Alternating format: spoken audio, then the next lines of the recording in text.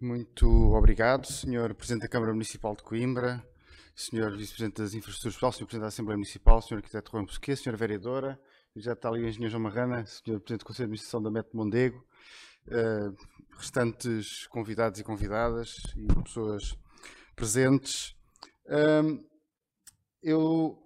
A minha primeira iniciativa pública, depois de tomar posse, foi aqui nesta sala e foi a assinatura do protocolo que deu origem a este plano. Foi no dia 18 de janeiro de 2023 e, portanto, não deixa de ser adequado que não vai ser a última, mas é uma das minhas últimas iniciativas públicas antes de cessar funções, seja aqui também, e haver já uma grande parte dos resultados desse protocolo que foi assinado e do plano que está a ser e que está a ser desenvolvido para a cidade de Coimbra.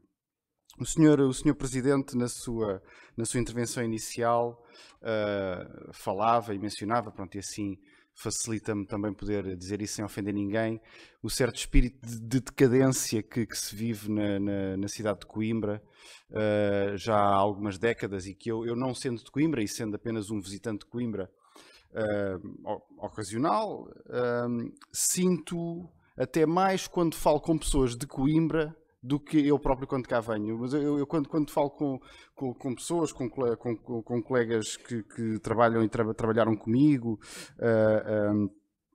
e que são da cidade de Coimbra e que têm um grande apreço pela cidade de Coimbra, eles têm sempre muito esse espírito de uma certa decadência, de uma certa letargia da cidade, de uma cidade sempre muito virada para o passado, sempre muito agarrada muito mais ao seu passado do que ao seu futuro. E o Sr. Presidente mencionava também a nostalgia de Coimbra enquanto a terceira cidade do país. Não é? A verdade é que Coimbra há muito que não é a terceira cidade do país, mesmo. Pronto, também não é a 16ª, é a 16ª enquanto municípios, não é? Mas se tomarmos Lisboa e Porto como conjunto, Coimbra neste momento é a quarta cidade do país, foi ultrapassada por Braga. Pronto, isto obviamente não é uma corrida, mas o facto de ficar para trás mostra que houve aqui oportunidades perdidas. E por isso é ainda mais importante e é ainda mais relevante a transformação que a cidade de Coimbra está agora a viver e está agora a iniciar, e está a fazê-lo à boleia das infraestruturas de transporte, como muitas vezes acontece em muitas cidades. E temos aqui dois marcos muito importantes enquanto infraestruturas e serviços de transporte que vão catalisar e que vão explotar essa transformação da cidade de Coimbra. A primeira é o sistema de mobilidade do Mondego, que está já em franco desenvolvimento, está já com as obras adiantadas e que temos a expectativa que entre ao serviço ainda este ano. O João Marrana estava a assinar com a cabeça, portanto continuamos a ter a expectativa que entre ao serviço este ano. E esse é verdadeiramente o ponto importante, que o próprio sistema de mobilidade do Mondego tem estado envolto em muitas polémicas também. E eu acho que a melhor forma de acalmar essas polémicas é começar a vender bilhetes. É começarem os autocarros a circular e começar a vender bilhetes. Porque as pessoas muitas vezes prendem-se às questões, e especialmente os entusiastas dos transportes, os entusiastas do caminho de ferro, prendem-se muito às questões da tecnologia. Se é caminho de ferro pesado, se é ligeiro, se é semi-ligeiro, se é à superfície, se é debaixo da terra, se é por cima da terra, se a roda é de aço ou é de borracha, se tem catenária, se é pilhas. Nada disso, na verdade, importa. O que importa, no fim do dia, para a maioria das pessoas, para as pessoas que usam, eu chego a um sítio, consigo comprar um bilhete e consigo ir para onde preciso de ir rapidamente, sem ter que esperar, e o veículo está limpo, é conveniente, é isso que importa, é isso que importa às pessoas. Depois, no dia em que os autocarros começarem a andar demasiado cheios e já não forem suficientes para as pessoas, e todos desejamos que esse dia chegue, em que o sistema de mobilidade rodoviário já não seja suficiente para a procura, aí podemos pensar em convertê-lo num sistema de maior capacidade. Mas até lá chegarmos, o importante agora é que o sistema comece a funcionar. E é importante também, noutro aspecto, e isto aplica-se ao sistema de mobilidade do Mondego, aplica-se ao projeto de alta velocidade, aplica-se ao plano de pormenor que estamos aqui a apresentar e a desenvolver, é importante não dar passos atrás. É importante que, às vezes, quando nós já estamos num certo estado de desenvolvimento das coisas, às vezes até pode surgir, se calhar devíamos ter pensado nisto, devíamos ter pensado, se surge uma ideia diferente, surge uma ideia melhor. Mas, quer dizer, se nós de cada vez que surge uma ideia diferente e uma ideia melhor, voltamos à estaca zero, nunca conseguimos fazer nada. E esse nós sabemos que é um dos problemas crónicos do país. Eu estou aqui a falar de sistemas de transporte público, podia estar a falar de aeroportos, por exemplo. Mas isto para falar do sistema de mobilidade de Mondego enquanto o primeiro elemento transformador da cidade de Coimbra. A cidade de Coimbra vai passar a ter algo que não tem, vai passar a ter um sistema de transportes urbano de primeiro nível. Um sistema de transporte urbano com elevado nível de serviço, com elevada frequência e com uma elevada fiabilidade. Um sistema de transporte urbano em que a pessoa chega à estação e não precisa olhar para o horário, não precisa de planear a sua viagem. Em que sabe se eu quero ir da Baixa para o hospital, se quer ir da Baixa para o estádio, se quer ir do estádio para a estação ferroviária, que vou para a estação e no espaço de 5 minutos, 10 minutos, 12 minutos passa um veículo, eu não tenho que planear a minha viagem. E é esse o tipo de conveniência que as pessoas esperam dos sistemas de transporte a que atribuem a designação de metro. As pessoas atribuem a designação de metro a um sistema de transporte não é com base na tecnologia, não é pelo facto de andar debaixo da terra ou acima da terra, é porque é um sistema de transporte tipicamente eu posso confiar. Eu vou para a estação e está um transporte pessoal, não tenho que esperar meia hora até passar o meu transporte. E, portanto, a cidade de Coimbra, a par de Lisboa e do Porto, passará a contar com um sistema de transporte urbano de primeiro nível. E esse é o primeiro fator que trará uma transformação à cidade. O segundo é, obviamente, a passagem da alta velocidade por aqui. A linha de alta velocidade ou a criação de acesso a caminho de ferro de alta velocidade é sempre um fator de transformação em qualquer cidade, de qualquer escala, onde eu crie uma linha de alta velocidade. E no caso de Coimbra, isso é mais importante ainda, tendo em conta a própria relação que a cidade de Coimbra tem historicamente com o caminho de ferro. As relações das cidades com o caminho de ferro nem sempre são fáceis, não é? É sempre uma relação que por um lado é virtuosa, mas por outro lado também é conflituosa, não é? Há sempre a tentação, o caminho de ferro chega, provoca desenvolvimento à sua volta e depois quando o desenvolvimento é suficientemente grande, há a tentação de tirar o caminho de ferro de onde ele estava inicialmente, não é? Nós vimos isso no passado em Lisboa, com a pressão para retirar a linha de Cascais entre Alcântara e o Caixo de Dré, ou o acesso a Santa Apolónia, vemos isso em muitos sítios. Mas a verdade é que, com o exemplo de Coimbra, com os exemplos que já vimos também, com o trabalho do Sr. Arquiteto Bosquet no Porto e em Gaia, com exemplos que existem noutras cidades do mundo, com o exemplo de Lisboa, com o Algarve do Oriente, por exemplo. O caminho de ferro, a chegada do caminho de ferro, permite criar cidade, permite transformar a cidade. E aqui no caso de Coimbra, vai permitir que a estação de Coimbra B deixe de ser vista como periférica. Porque ela na verdade, se nós olharmos para as distâncias, e como o Sr. Arquiteto já disse, ela não é periférica, ela está a uma distância dos principais polos da cidade que é perfeitamente percorrida a pé e que é ainda melhor percorrida de bicicleta e que será muito facilmente percorrida com até vários destinos na cidade de Coimbra no metro Mondego, no Metrobus.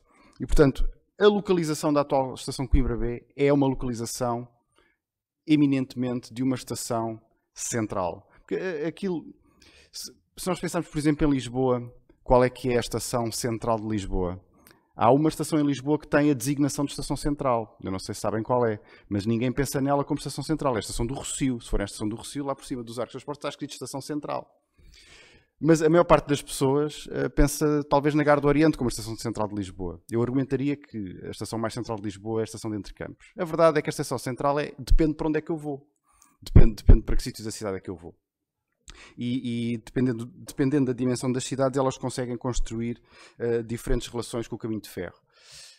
Para uma cidade da escala de Coimbra, de facto, faz sentido ter uma única estação central, que concentre todos os modos de transporte, concentre todos os tipos de serviço ferroviário, concentre os autocarros urbanos, o sistema de mobilidade de Mondego, os autocarros de longo curso, estacionamento, mobilidade ciclável e acesso pedonal a tantas zonas da cidade quanto possível. E, portanto, tal como no Porto, com Campanhã, tal como em Gaia, com a nova estação de Santo Ovídio, o Porto é também um exemplo interessante em que nós vamos ter duas estações, ambas ligadas em sítios diferentes ao metro do Porto, ao sistema de transporte urbano de primeiro nível do Porto. Vamos ter um esquema de atravessamento. Na verdade, acaba por ser um esquema semelhante a Coimbra. Tem um esquema em que o caminho de ferro de alta velocidade atravessa a cidade. A única diferença é que no Porto tem duas estações e em Coimbra tem apenas uma. Pronto, a cidade também é um pouco mais pequena. Mas, pegando em todos os exemplos, a chegada da alta velocidade a Coimbra é o segundo fator que vai transformar esta cidade, que vai ajudar a prolongar a cidade até à localização da estação de Coimbra B, criar ali um novo bairro, criar ali um conjunto de edifícios de referência que se vejam ao longe. Eu achei muito interessante logo na primeira apresentação em janeiro este aspecto da visibilidade, o facto de ter estes edifícios mais altos que fazem com que eu consiga ver o sítio onde está a estação a partir da baixa da cidade. Não é? Se eu consigo ver, é porque já não está assim tão longe. E este elemento visual na criação destes edifícios eu acho que é muito importante e deve ajudar também a vencer alguma resistência que também existe sempre em Portugal a edifícios um pouco mais altos. Não é? As pessoas têm uma aversão às torres. Não é? Uma pessoa faz um edifício de 15 andares e acha que já estamos a falar de uma torre, mas aqui é importante este elemento de visibilidade do local da estação. E desta forma, não há dúvida nenhuma que a transformação que a estação de Coimbra B vai sofrer para se transformar na estação intermodal da cidade e com toda a transformação que a cidade vai sofrer à sua volta, em conjunto com a criação do sistema de mobilidade do Mondego, farão com que daqui a 10 anos, daqui a 15 anos, esta ideia de uma Coimbra decadente, de uma Coimbra letárgica, esteja desejavelmente no passado e num passado distante e longínquo, e que a cidade de Coimbra volte a assumir a relevância, a vitalidade e o espírito de abertura ao conhecimento e à inovação que sempre a caracterizou, até pela sua característica de cidade universitária. E certamente para isto contribuirá, mais uma vez, a linha de alta velocidade através da centralidade que ela dará à cidade de Coimbra no contexto do território nacional e até do território mais abrangente de todo este eixo atlântico que vai até a Galiza. Como já foram mencionados aqui os tempos de viagem, a cidade de Coimbra ficará a menos de 1 hora de Lisboa, ficará a menos de 1 hora do Porto e do aeroporto do Porto, ficará a pouco mais de 1 hora de Vigo, ficará a menos de 3 horas de distância de toda a Galiza. E este tipo de acessibilidade a um território onde existem vários centros urbanos importantes, um território onde vivem mais de 10 milhões de pessoas, um território que é uma das principais concentrações de atividade económica da Península Ibérica, ajudará a recolocar Coimbra com a centralidade que tem no território nacional. E eu iria até um pouco mais longe, dizendo que a partir do momento em que nós passamos a ter Lisboa, Porto, Coimbra, Aveiro, Leiria, Braga, estamos a falar de cinco das maiores, das principais cidades do país, todas a menos de 2 horas de distância umas das outras. Isto, como também já foi aqui mencionado, isto cria-nos uma oportunidade de repensar como é que o país se organiza. Não é? Como o arquiteto Pesquet estava a dizer, nem todos os serviços têm que estar concentrados em Lisboa e no Porto. Porque a partir do momento em que uma pessoa se pode facilmente deslocar a um serviço que seja localizado noutro sítio, o país pode repensar como é que se organiza. Uma determinada, pensando num determinado tribunal especializado, por exemplo, que pode não estar em Lisboa, pode estar em Braga, pensando num serviço médico de referência em que não faça sentido existir mais que um no país, pode estar localizado, digamos, em Coimbra ou em Leiria, pensando num determinado departamento, centro de investigação ou curso universitário, pode estar localizado em qualquer um destes sítios. Eu estou só a pensar em exemplos que me vêm à cabeça, mas o país cria a oportunidade de se reorganizar e de verdadeiramente... Normalmente quando se fala em descentralização estamos a falar de agarrar em algo que está centralizado e pulverizá-lo por milhões de polos. Não é disso que estamos a falar aqui, é de facto pegar em coisas que estão em Lisboa, no Porto, e colocá-las noutro sítio onde possam estar mais bem colocadas, onde possam ter uma localização de acesso mais conveniente e que possam permitir ao país, de facto, a quebrar a sua crónica macrocefalia, que acaba por depois até o centralismo do país. Ele ocorre não só nos serviços, mas depois ele contamina a cabeça das pessoas. O centralismo acaba por ser muito cultural, não é? As pessoas de Lisboa, o resto do país parece assim uma coisa distante e longínqua. Fala-se em ir ao Porto, parece que é mais fácil para uma pessoa de Lisboa ir a Paris do que ir ao Porto. E isto é uma coisa que a mim às vezes me faz confusão. E depois, as outras cidades, o Porto, Braga, Coimbra, acabam por também se fechar muito dentro de si próprias, porque parece que estão sempre a tentar competir com Lisboa e a tentar conquistar. Se Lisboa tem, nós também queremos ter, não é? E era importante e era interessante quebrar usar a criação de uma nova acessibilidade de transportes, a criação de uma acessibilidade ferroviária que será transformadora. Aquela ideia que eu estava a pegar do metro, de que uma pessoa não tem que planear a sua viagem, chega à estação e sabe que existe um transporte disponível, ela vai existir no transporte de longo curso com alta velocidade. Quando eu estou a falar de 60 serviços por dia por sentido, entre Lisboa e o Porto, estamos a falar, no mínimo, mesmo fora das horas de ponta, de um comboio de meia hora por hora e por sentido. Ou seja, aqui na estação de Coimbra, se eu estiver aqui em Coimbra e quiser ir para Lisboa ou para o Porto, eu vou para a estação e no máximo meia hora depois, mesmo sem planear a viagem, sem olhar para o horário, no máximo meia hora depois está um comboio a passar, que me leva a Lisboa ou ao Porto. Ou seja, se eu quiser ir para Lisboa ou para o Porto, eu em menos de uma hora, a partir do momento em que tomo a decisão, em menos de uma hora e meia consigo estar em Lisboa ou no Porto. E isto é uma coisa... É uma transformação completa. Hoje, qualquer um de vocês, se quiser ir para Lisboa ou para o Porto, tem que planear a viagem no dia anterior. No dia anterior, vou ao site da CP, olho para os horários, vejo a que horas é que me dá jeito de ir e a que horas é que me dá jeito de voltar.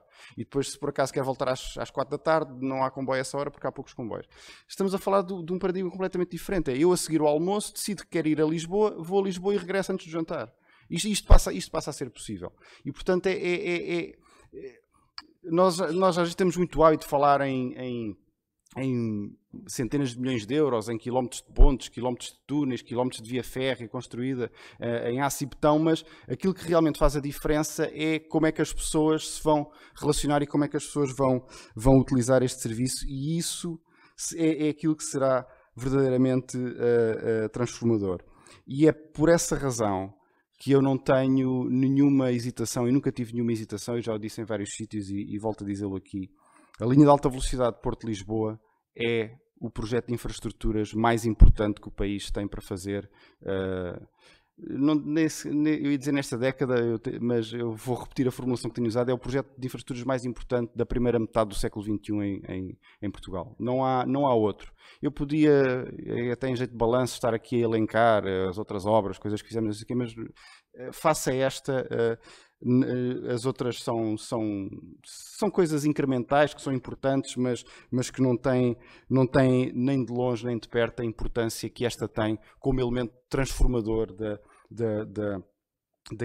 forma como as pessoas se deslocam e da forma como as pessoas vivem no país. E, portanto, é muito importante manter a pressão para que os próximos concursos sejam lançados dentro dos prazos.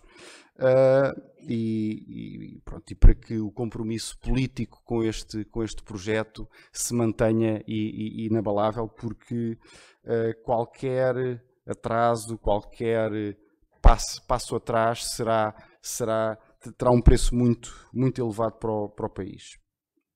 Eu terminava aqui, mudando um bocadinho de tom, com esta ideia de Coimbra B.